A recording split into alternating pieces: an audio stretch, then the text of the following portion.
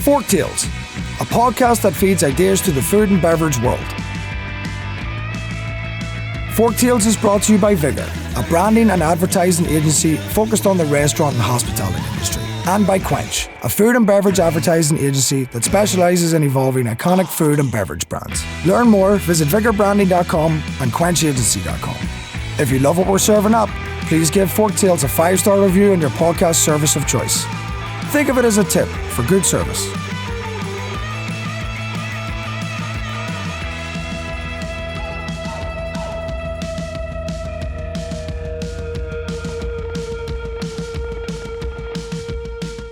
Hi, welcome to Forktales. Today we're joined by Madelyn Alfano, CEO and owner of Maria's Italian Kitchen, a family-founded, California-based brand known for classic Italian comfort food. We'll talk with Madelyn about growing up in the family business, evolving a beloved Italian concept, and some of the best dishes on Maria's menu. Madelyn, welcome to Forktales. Thank you so much for joining us. And you're an old friend, so I'm going to call you Maddie. Please do. Everyone does. But after 5 minutes of an introduction, they'll call me Maria. Yeah, I'm going to make sure. That's a great way to start. Tell us how Maria's started and how you ended up the CEO and owner and why it's not called Maddie's. That's right. Well, I grew up, I was born in Hoboken. My parents moved from Hoboken to Long Island and opened up small Italian delicatessens. And then when they moved to Los Angeles in 1968, they took over a very rundown grocery store in Brentwood Village, which is Sunset and Barrington. It's really the most exclusive part of Los Angeles at the time and still is today. And so it was my mom and dad. My dad was behind the meat department and my mom was doing the groceries. And, she'd look at, the vegetables, if there was a little zucchini that was touched or an eggplant, she goes, why aren't they buying this? It's still good to eat. Are they painting it? We should. But she would take it in the back and she would cook it. And then she'd make her meatballs. My dad was making the sausage from scratch. She'd make sausage and peppers. And people walk into the grocery store and they'd say, what's that smell? I said, oh, yeah, my mom, we were all just as an aside, labor laws, all the 5 kids worked in the grocery store. A good Italian family right there. That's good. I was in the milk room, putting the milk and dusting the grocery shelves and, marking up. When you had the Garvey, you had to mark up all of the blue ink on the cans. Yep. Anyway, so all the kids were there and people say, what's that smell? Oh yeah, my mom's cooking, sausage and peppers. Oh, can we buy that? So she started selling that. Then they would go home and make lasagnas and eggplant and put them in the freezer. Within a month, my mother said to my father, Donald, her name's Maria, we got to take the garage and convert it into a kitchen. So they took a 1-car garage, less than 500, well, it wasn't a garage, 250 square feet, very small. And they converted into the first Maria's kitchen. So that's how it started. And that was in 1972. That's awesome. It took them a couple of years to get the funding in. And so all the kids, I was going to school locally and we would walk up, we'd work in the grocery store, then we'd walk in, it was called the takeout, Village Mart takeout. And then because the grocery store was called the Village Mart. And then on the window at the last minute, the guy that was painting the signs, because they couldn't afford a sign, said, we should really call this Maria's. So he just painted Maria's on the window. Awesome. It became Maria's Italian Kitchen. I grew up in Hershey, and it's a big Italian area. In fact, they have an area called Little Italy in Hershey. And so there's a store that I grew up with, and it's still there today. It's called Pronio's. It's a little grocery, private-owned grocery store. They do the same thing. They make a lot of their own stuff, stromboli. They have all the best meats, cheeses, and it's phenomenal. So whenever I go see my mom, I always go to Pronio's and stock up on, get a ball of provolone or get the prosciutto di Parma, whatever, it's just phenomenal. So I totally get that. I remember when my parents would hang the provolone. Oh, yeah. And then they'd have to put a bag underneath because the oils would drip out. And dripping nice out. And dry and hard and delicious. Yep. I'm getting hungry. So you grew up in the business. Okay. So what did you learn early on about guests, operations that still guides how you lead the company today? So I grew up in the business with the intent of not being in the business because I saw how hard my parents worked. It was a 7-day-a-week operation. We didn't have, if Mother's Day was on a Sunday, we celebrated on a Monday, and right. All the holidays were celebrated on Monday. So what I learned my mom and dad, you're in marketing, but they Yeah. taught me marketing at a grassroots level. My dad would have a little composition notebook by the cash register. And if someone came in and said, "Hey, Don, do you have," it was at the time Haagen-Dazs ice cream. He said, "Nah, I never heard of it." You write it down. Somebody else comes, "Yeah, I got Haagen-Dazs." Yeah. So if three people asked him for that item, he would buy it and we put it in the store. And I remember, and it was a very affluent neighborhood. We had a lot of celebrities. And I remember Steve McQueen's wife coming in and asking for Contrec Seville and Evian water imported from France. And my dad's like, this isn't, it was like, who's going to pay for water Right. from France? Yeah. But they ordered it. They ordered it for her, right? And it was like, I think at the time it was like, I don't know, 89 cents a bottle or 99 cents a bottle. It was crazy. So I learned from them about the marketing. People will tell you what they want to buy.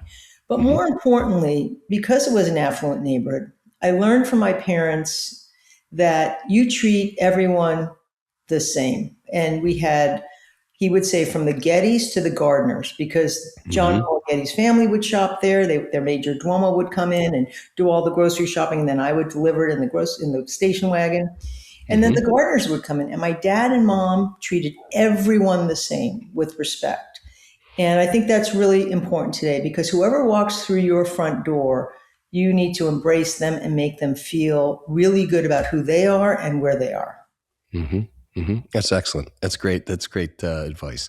And that was at the store. And obviously you carry that through to the restaurants. Absolutely. Yeah. Well, I opened my first restaurant in 1985, the first sit-down restaurant. So the Village Mart or the original Murray's Kitchen was strictly a takeout. It was way ahead of, and we had delivery drivers. And in our grocery store, we would deliver groceries. I was the original Instacart girl. It was my parents were totally ahead of the curve. Yeah, you're doing Instacart and DoorDash before there was such a thing. Exactly. Got awesome. a 50-cent tip for delivering 7 bags of groceries and $1 tip for delivering 1 pizza. Go figure. Yeah. That's funny. So every business has a turning point. Sometimes they're just absolutely like mind blowing. For me, I remember there was a point in time where I had just bought my first building for my first agency. I had a partner there. He was a 50% shareholder. We ran into some legal HR issues with the person, and I had to make a decision to buy him out when the business wasn't doing well, and all it was debt. And it was like the scariest thing I've ever done in my life. I mean, the scariest, but I did it, and we never looked back. The business just took off from there, and it's just been an amazing ride. So, what is your turning point story? What happened for you? Tell me a story about you. Well, it's interesting, Michael. When I first opened my first sit-down restaurant, and I was 28. I always say I had 4 strikes against me. I was 28. I was a blonde woman opening a restaurant in an area that there weren't many restaurants there. So what I did at that point, and all of my friends said, "Are you crazy? What do you know about the restaurant business? You got a psychology degree from UCLA. How's that going to help you in the restaurant business? You're not a chef. You didn't go to business school, blah, blah, blah." And so I thought, I'm common sense, right? And so I wrote manuals for every position as if I had 100 restaurants. I wanted to be very clear in the communication to the people that I was working with. And I had a very interesting lesson. The first, because it's a sit-down restaurant now. So what I learned, and I'll talk about another turning point issue, which was the 1994 earthquake, but we'll get back to this first. So I had 13 tables or maybe 12 tables. So I had 24, salt and pepper shakers. So I put them out, and I said to one of the guys, I said, "Put salt and pepper in these shakers because to put on the table." So I walk away and I come back and I look at the 24 shakers, and there was salt and pepper in each shaker. So I said to myself, I laughed. I thought, okay, well, we can use this in the kitchen, but I wasn't clear in saying make 12 with salt and 12 with pepper Mm-hmm, I said, mm-hmm. put salt and pepper in these pepper shakers. Oh my gosh. So Oh, I thought geez. to myself, okay, I have to pretend that someone's coming from Mars and they're going to work in this restaurant. And how are they going to know how to do that? So it was very clear at that point to have clear, constant, consistent communication. Mm-hmm. But a turning point for me was in 1994. I opened my first restaurant in 1985, and then a customer came in and said, "Hey," and it was a failing. I didn't look to open in Sherman Oaks. I had a deli in Brentwood, and a customer said, "Hey, I own a property in Sherman Oaks. Would you come and give me advice? Because I don't think the guy that's working there knows what he's doing," and he didn't. Nice guy, actually hired him. The name of his place was called Joe Mama's. So I hired Mike, Joe Mama, and then we converted that to the first sit down. So I opened that restaurant in 1985, and then in 1988, I was pregnant with my first child, and a customer came in and said, "Hey, there's this failing restaurant in Woodland Hills. Would you go? I own the property. Would you come help me?" And so then I went there and I bought that location. Um, and at the time, Max was born. We didn't know that he had any issues, but I opened the restaurant he was born in February. I opened a restaurant in May. And in June, UCLA genetics team said there was, he's developmentally delayed and there's lots of issues and, pretty much you should institutionalize him. And I said, like, you don't know me. There's no way I'm going to put my brand new baby. So I'm a new mom with at the time we called them handicapped, Right. 2 restaurants. And I just said, you know what, we're going to get through this. And so I think hiring my focus on always finding the best people for the job.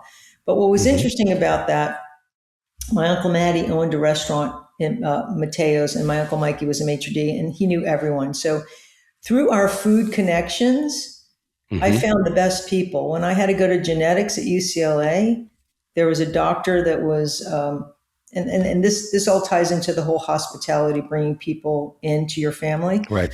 So there's this top geneticist, and her name's Dr. Barbara Lippy. And so they said, "Oh, there's a 6-month wait." They said, "Dr. Lippy." I said, "Barbara Lippy?"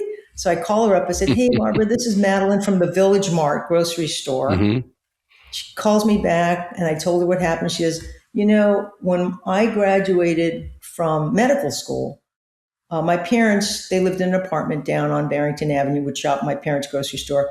Your mother made the entire dinner as a gift, and I will never forget that. Now, I never knew that, right? So it's about that. But in 1994, we were about to open we had opened another restaurant in Encino in 89 and 94 in Northridge. We were ready to open. We're in construction. Met the biggest earthquake since the 70s hits. My Woodland Hills stores burned down. My Sherman Oaks store is damaged to beyond belief. There was no water. And so I always had extra Arrowhead water in my house. We brought the 5-gallon waters to the restaurants. So in Sherman Oaks, we prepared food for all of the neighbors that lost their homes. We brought it to the parks, and we moved our team from Woodland Hills to the Northridge. We were ready to open. So there was a pause, and then we opened on Valentine's Day. And what that turning point for me was that regardless of the circumstances, if you stay focused, and as a leader, we have to be very, very thoughtful about what's happening around us and keep an even emotional keel. I always say it's like a duck in water, underneath the water, the duck's paddling, but on top, you're just like smooth sailing. So for me, that was a really big turning point. Like, could we do this? Should we do this? And continue to grow. And we opened that restaurant. It's very successful. And then we relocated our Woodland Hills location. So it was a big challenge. And by the way, my insurance agent did not cover me properly. So I was not covered with that. So it was a real challenge for us. That's incredible. And you know, those kind of things define you ultimately, right? I Yeah. mean, they help define your leadership style. They help define everything. So if we asked your team to describe your leadership style, what do you think they'd say? Well, it's interesting because I'm very casual, as you can see, and you know me for over 20 years now. A long Very time. Yep. casual, and so I sometimes it's confused for not being serious, and I always tell people don't confuse my kindness for weakness or my casualness for not being serious. Very intense on our business. I think servant leader would be a term. If I walk into a restaurant and tables are dirty, I just put my purse down, I clear the tables. Dishwasher's not there, I'll rack them, stack them, throw them through. They see me as a lead by example leader. I'm also incredibly thoughtful. I do know we have over 380 employees now. And if I walk in and I don't recognize or know someone, I say, hey, what's your name? Are you new here? No, I've been working here 6 months. Really? How did I not know you? Yeah. So, Yeah. We've had I've employees that have worked with me over 30 years. 30, That's many, awesome. many, probably 50 of our employees have worked with me over 10 years and then 20 years and 30 years. It's a very long time.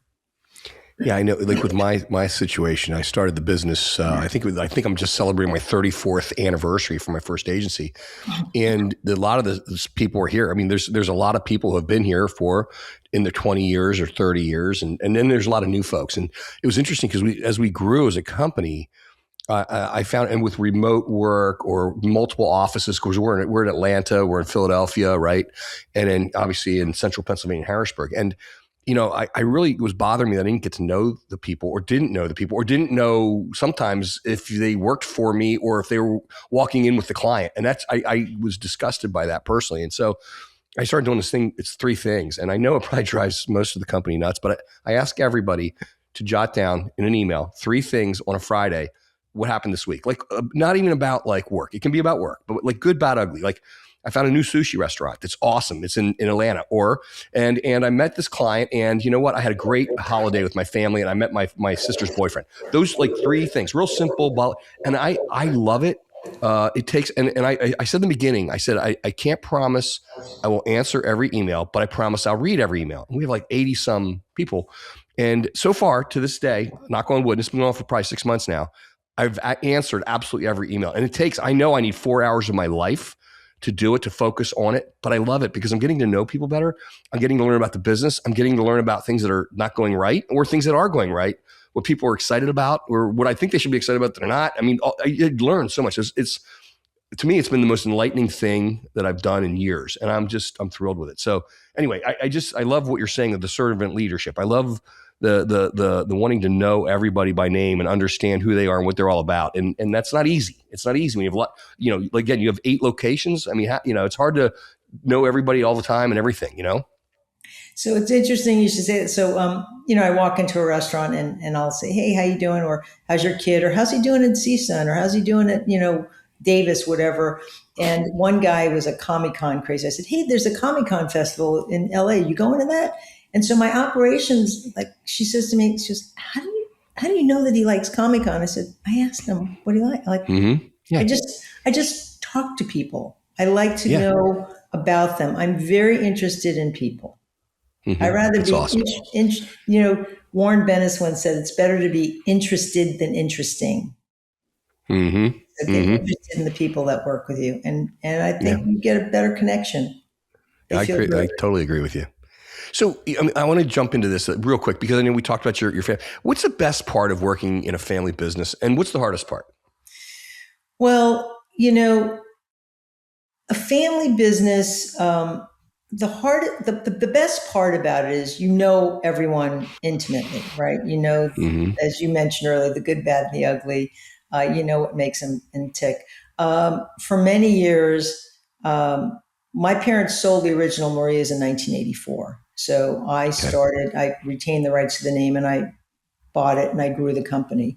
I had my brothers working with me, my sisters, and they were working for me. My mom was the consultant, Maria, and my dad, right? and they would say, they could be brutal. My mother would walk in and she would say to someone like, that guy gets tipped, he should be slapped. He doesn't know what he's doing. Mom, you can't talk about that. Mom, you can't talk that way.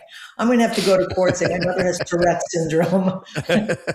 She's out of control, or she has Hoboken syndrome. Yes. There you go. So that was very challenging. And, to let people, this is my mom. This is who she is. You can take the girl out of Hoboken. You can't take the Hoboken out of the girl. Hoboken out of the girl. That's right. Oh my God. And my brother, Matthew, great, like really good, but, temper, like really big temper. If someone would bring back a dish, he'd like, so it was very challenging. And then you get, you work all day with these, your family, and Sunday was very important to my family, the Sunday gravy afternoon. And I would make time for that, but then I had to get back to the restaurant. And, we could talk about things around the table, and it was usually focused around the business, and then it would come back to personal. So kind of that, my brother, Matthew, my youngest, he was the hardest to separate. He couldn't separate, Madelyn the boss versus Madelyn the sister. And he would bring it to the table. And I would just say to him, hey, we're not at work right now. Right now, you're my baby brother. And remember, I changed your diapers. So, That's awesome.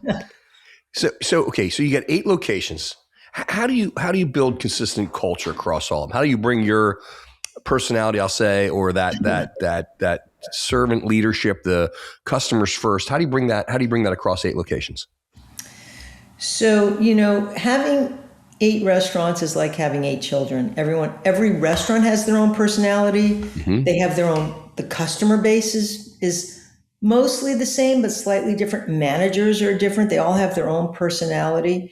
So for me, it's leading by example, but also knowing how they react. So I may talk to, James in Woodland Hills differently than I'm going to talk to Martine in Pasadena. I'm going to impart the same culture and what works.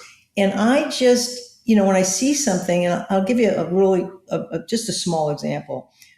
We had a special going from, a lunch special, 11 to 4 or whatever. And this guy walks in, he puts down his newspaper, and he goes to the bathroom, comes back, and maybe it was 3, and it was like 3:30. And the server says, I'm sorry, we can't serve you. And the guy was getting up. I said, excuse me. I said, is everything okay? He goes, no, she told me that I can't. The special is over. I said, have a seat, pal. I said, what's your name? John, have a seat. So I grabbed the young server, and I said, do you have grandparents? Yeah. Do you like your grandparents? Oh, I love my grandparents. I said, well, anyone that comes in here, if your grandmother walked in, would you tell her, oh, I'm sorry, Grandma, we can't serve you that special because it's 3:30? And she said, no. I said, treat everyone like your grandparent. That's awesome.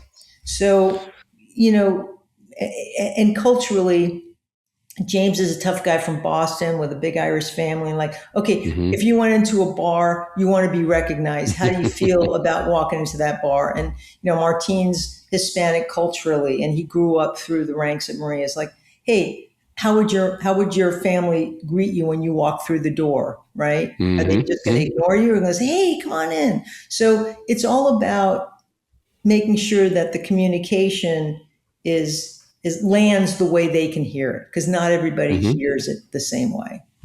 Sure. So when you're hiring, what do you look for first? I mean, are you looking for experience in the restaurant experience, or are you looking for their attitude, or a cultural fit with your culture? What are you looking for?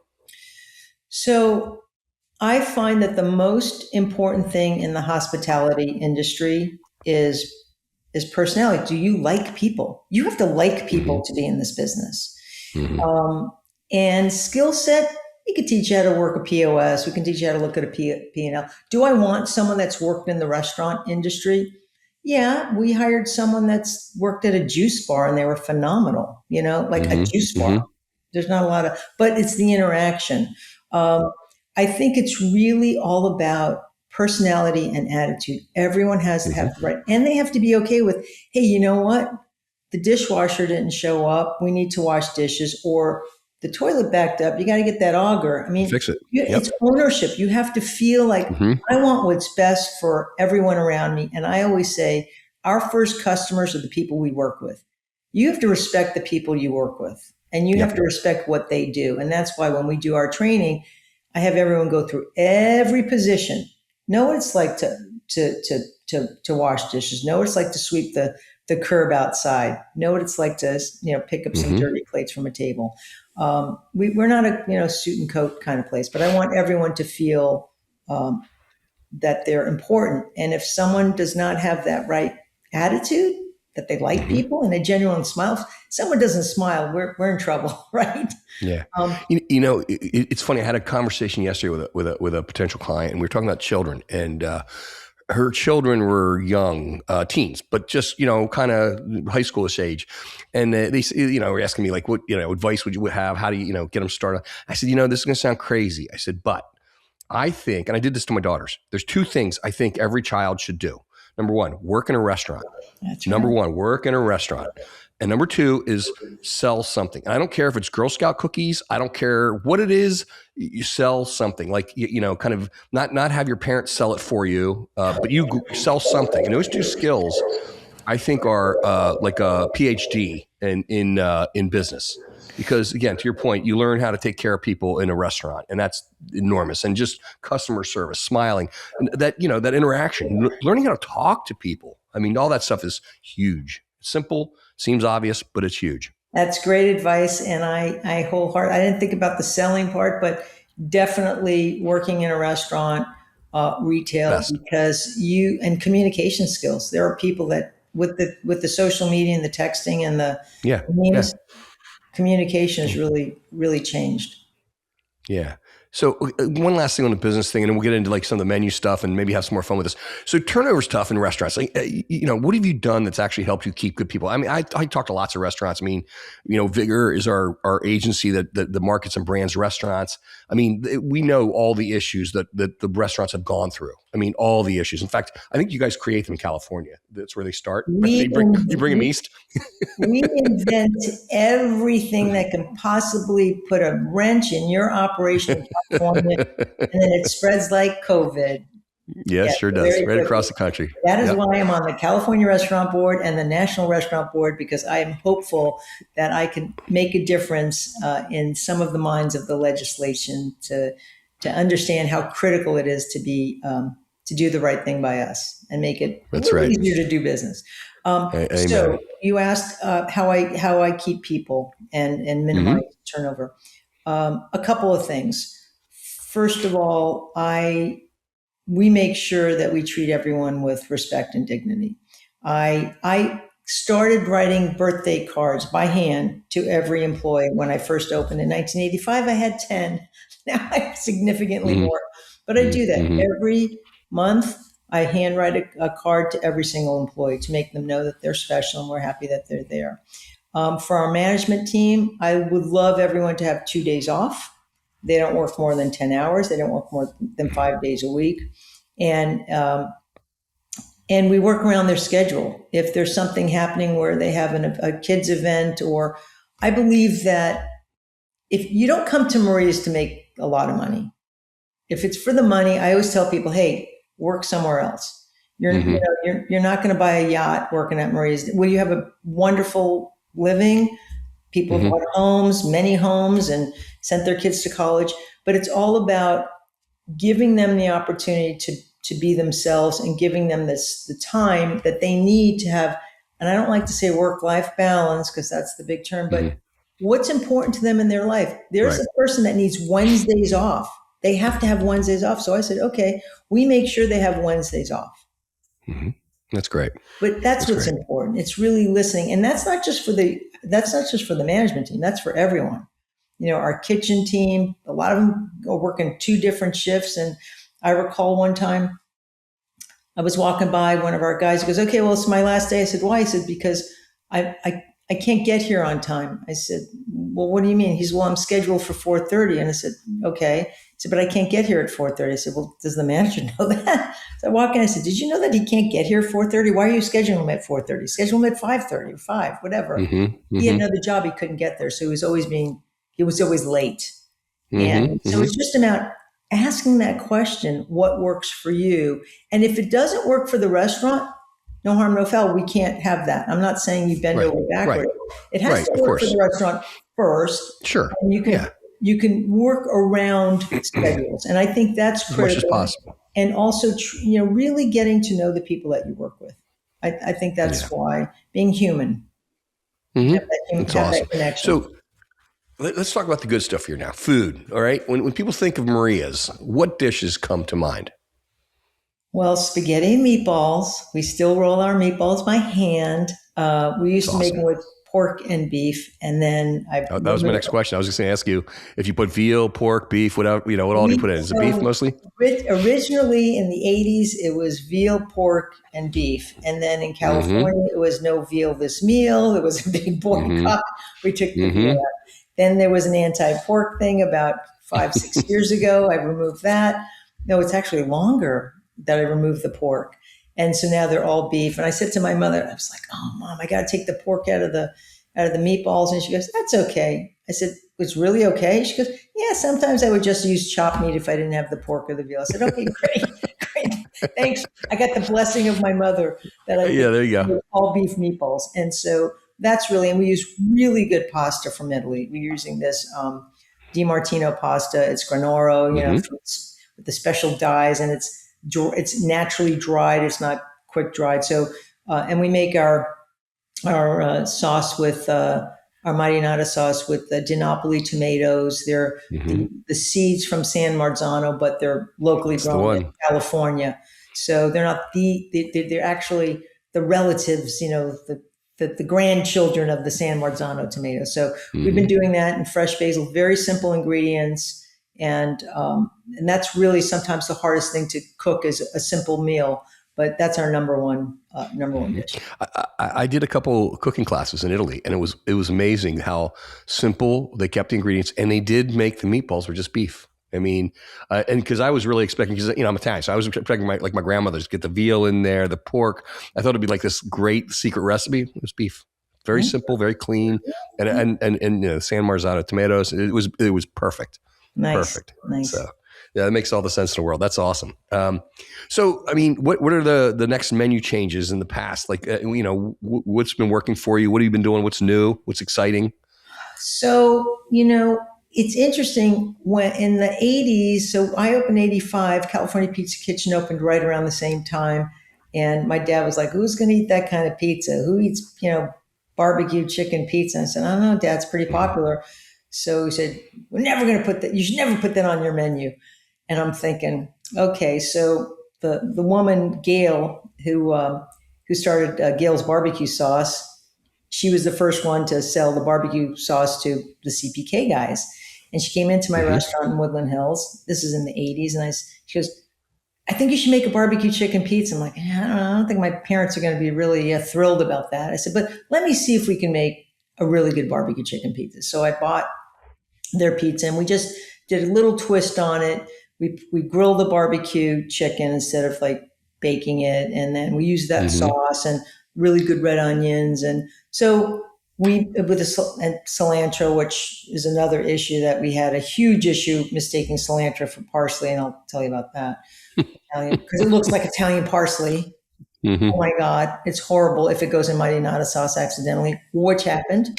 Oh boy. So we put that on the menu. My dad said, "That'll never sell." And it's very popular. And then we made a barbecue chicken salad. It's not Italian, it's California.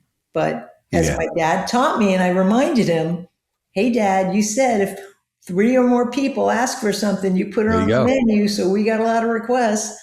So, yeah.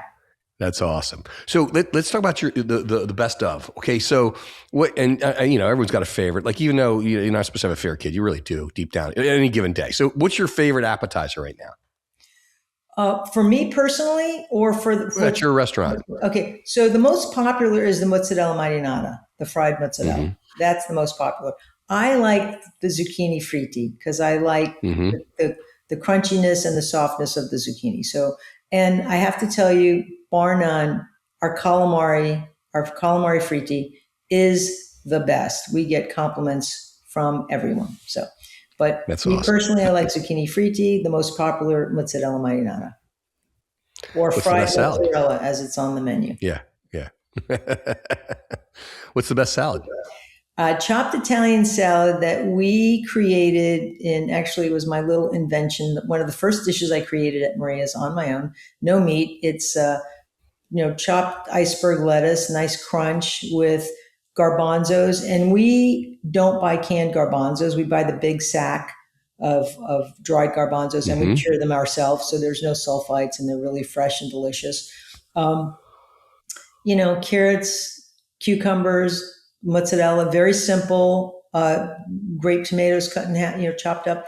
And it's a beautiful salad. It's our most popular salad. Awesome. Best pasta dish? Well, spaghetti marinara is really the best pasta dish. It's just clean. That's your favorite? I usually get it. Actually, my favorite is I like the pappardelle bolognese. So it's our meat sauce with mushroom. That's my favorite. If you're asking me my favorite, the most popular, they're different. But I love, all right. I love the hearty. I love like when it's cold, which is rare in California. But I love that dish. It's a very hearty dish. All right. Best chicken or seafood dish? Okay. Chicken, bar none. Chicken Parmesan. My favorite. Perfect. I had it last night. Love it. The best. Seafood? Seafood, I am a shrimp fra diavolo girl. I like the spiciness of we put a little red pepper in there. That's my favorite pasta dish. We sell a lot of clams, but I don't know. I'm not a clam girl. I just Yeah, I'll be honest. It's funny you say I love fra diavolo, and I don't do the clam sauce very often on in Italian dishes. It's okay, but I like fra diavolo. The red sauce is much better. Best pizza? Oh, we make my favorite pizza is our pizza Bianchi, which is fresh spinach sauteed with oil and garlic on mozzarella, baked. It is so delicious. And if you want to make it as a breakfast pizza, crack a couple of eggs before you put it in the oven. Oh my God, it's so delicious. It's great as an appetizer, and it's my favorite pizza.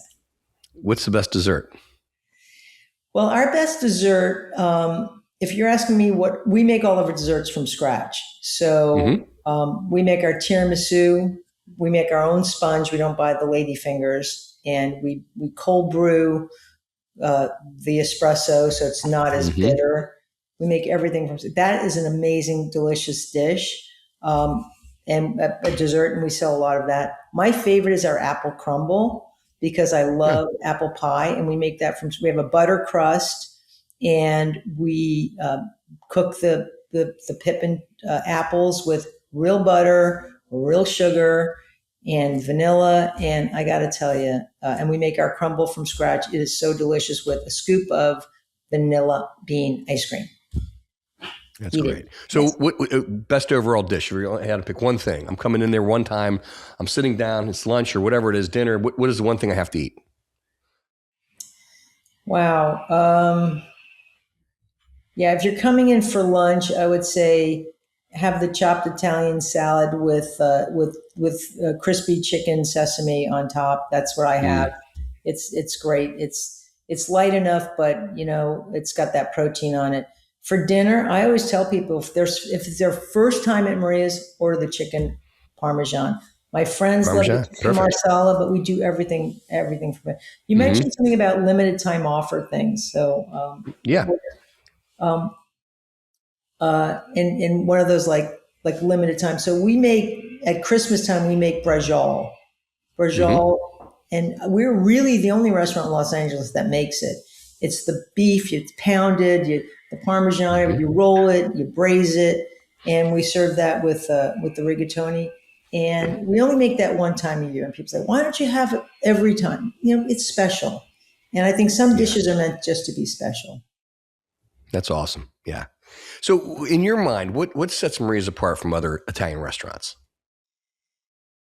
Well, I think we're true to our roots. We are truly a Southern Italian, Hoboken restaurant. And I think that over the years, trends come and go. We've been in business for 52 years in Los Angeles. Wow. That's like a gazillion years anywhere else in America.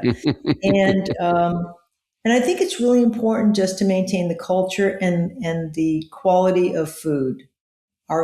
I really focus on the taste, how it looks, how it tastes, and making sure that we don't change the recipes, the original recipes especially, because I think that's critical. And it's how people feel when they walk in Maria's. Make them feel like they're going into their grandma's favorite restaurant or their grandma's kitchen. And we have 6 generations of families coming into Maria's. I mean, That's we have fantastic. people in there. And I love the idea of comfort food, Italian comfort food. That's exactly a great what it is. way to position it, because that's what it is. And it's phenomenal. So, all right. So marketing moves fast. And I know you jumped into the social media bandwagon early. You do a phenomenal job. I see you all the time. Yeah. So congratulations. So, I mean, how has Maria's evolved over the last 5 or 10 years in marketing? So, we started, loyalty is really, really big in marketing. I would say that I'm very involved in our marketing. Years ago, we did, it was word of mouth, right? So, in the 80s, we didn't have the digital marketing, and you had newspaper, print, and maybe mailers. So I would mail out menus. I didn't mail out offers. I just would mail out our menu. I figure if people see the menu, it's going to make them hungry. They're going to come in. I didn't have to offer anything. So we've evolved from mailers, email marketing, some, social media, digital marketing. And then I found recently, Michael, that the best thing is print, sending a postcard, because no one gets mail anymore. No one's doing it. Yeah. If you get something in the mail other than a bill, no one even gets bills anymore. So we do a nice postcard, a couple of offers to get people in. Used to do a brunch, so it's a lunch, dinner, maybe a takeout offer, because there's so much new buildings going on in our areas. In the areas, they're building a lot of apartments and condos. And what I found is, when I query the people that I work with, I said, which way do you drive to work every day? And the people take the same route. So you could be living in a neighborhood that's a mile away from Maria's and never see it because you don't pass it. And if you don't get something, a notice, and if you're not already on our email list or already in our social media, how are you going to know about us? So my focus this year is quarterly sending out postcards just to remind people, and a menu. So one might be a menu. And I think that's really, really critical for people. And obviously, I'm going to be doing some more LinkedIn posts just as, thought leadership posts. But for me, it's fun. I love doing those videos. That's awesome. So, I mean, what brings people back? Like, if you had to identify what brings people back again and again, is it the food? Is it a service, the value, the overall experience? What is it that's the secret, quote unquote, secret sauce? Well, I'll tell you a quick story of what just happened and really epitomizes why people come back to Maria's. So, longtime customer, I get an email from, hey, Maddie, we go to your restaurant, your Sherman Oaks restaurant every Tuesday, and it was New Year's Eve, and we knew that you were open till 9:00, and we showed up at 8:30, and they said that you closed early, and you're only available for takeout. I said, really, Mark? I said, let me check it out. Well, it turns out we had a new employee working there who maybe wanted to get home earlier. I don't know the circumstance, but he turned the customer away. So I did a little research, and I called him back. Emailed him. I said, hey, Mark, I said, I'm so sorry. It was a new employee. They didn't know. They didn't understand the culture. Please, when are you going to be back in the restaurant? He goes, well, we'll be back there on Tuesday with my partner, and we're going to come in. And I said, okay. So I went to the restaurant, and I talked to all of the team that was there. I went on Tuesday night, so I talked to the same team that was there. And I said, and as I walked up, there were all these leaves on the curb, because it was windy. So I brought my team out, and I said, hey, this doesn't really welcome people to our restaurant. So let's get a broom. I would have swept it myself, but get a broom. I said, and now they're going to be coming in tonight, and I want you to make sure they feel very welcome and take care of them. Put whatever you buy their dinner for them. So I get an email yesterday. So this was Tuesday. I get an email yesterday. Dear Maddie, when we first started going to Maria's, we came for the food. And now you reminded me of why we always come back. It's how you make us feel when we walk through that door. That's awesome. We feel like it's part of their neighborhood. It's their neighborhood Italian kitchen. And that really describes why we have people coming back. We listen, we I love really, it. it's very different than any other restaurant. And if I don't see someone walking someone to the door when they leave or saying goodbye, thank you so much, see you again, genuinely, right? Like genuinely mean it. And that's what I do. And that's, I believe, That's I'm hoping fantastic. that happens in all the restaurants Everywhere. every day. Yeah. I'm not going to bet my life on it, but that's my hope. That's interesting. I mean, it's phenomenal, and that's how it should be. My brother-in-law has a local restaurant, and truly, his restaurant. He's Greek. My wife's Greek, so his restaurant's like the community center. People go there after church. People go there before they go to the soccer game. People go there, after a funeral. People go there. It's just the community center. He knows pretty much everybody by name. Every kid walks up and asks for a lollipop. So it's an incredible way to be, and it's a super smart way to handle your business. So, excuse me. One last question, and I'm going to ask you not to pick your restaurant on this one. So we talked about your food, but if you had one final meal, what would you eat and why? So it would be the braciole with rigatoni. It's a very heavy dish. It takes a really long time to eat it, so I'll extend my life a little bit. But it's really a very special. It just reminds me of Christmas and family being together. And it would be Christmas Day because you can't eat meat on Christmas Eve. But yes, so really that would be my favorite. Maria's. That's awesome. Yeah, it's so cool. Like too, like I'm Italian. I grew up obviously Italian family, and my grandmother on Easter used to make a special veal dish. And, it was a big deal because, that family didn't have a lot of money and veal was expensive and it was like a thing. But this veal, I can still taste it. I can still remember it from when I was a child. Like that always happened every Easter. It's so neat to have like your braciole, like be a part of a family tradition or a time of year.